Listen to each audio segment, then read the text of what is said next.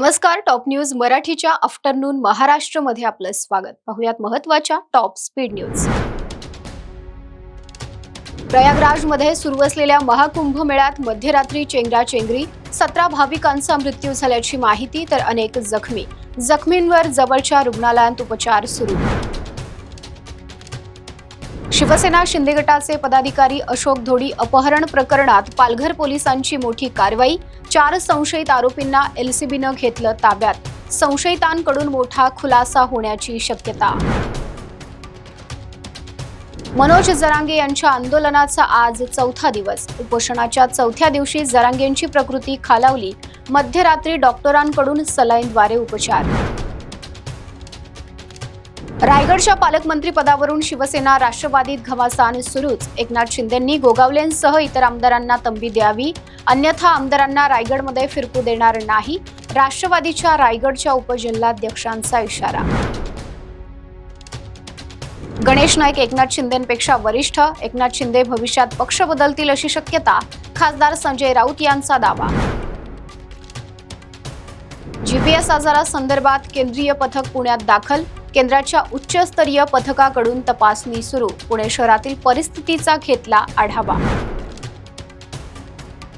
अमरावती कृषी उत्पन्न बाजार समितीत तुरीचा भाव कोसळला. हमी भावापेक्षा कमी दरानं तूर खरेदी.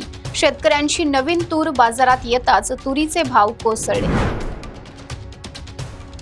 महाकुंभ मेळ्यातून परतण्यासाठी रेल्वेकडून 360 विशेष ट्रेनची सोय. भाविकांच्या प्रवासाची व्यवस्था लक्षात घेता रेल्वे प्रशासनाचा पुढाकार. प्रयागराजच्या रेल्वे स्थानकांतून विशेष 360 ट्रेन सुटणार.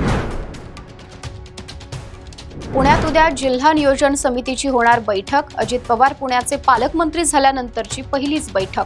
नियोजन समितीचा प्रारूप आराखडा मांडला जाणार.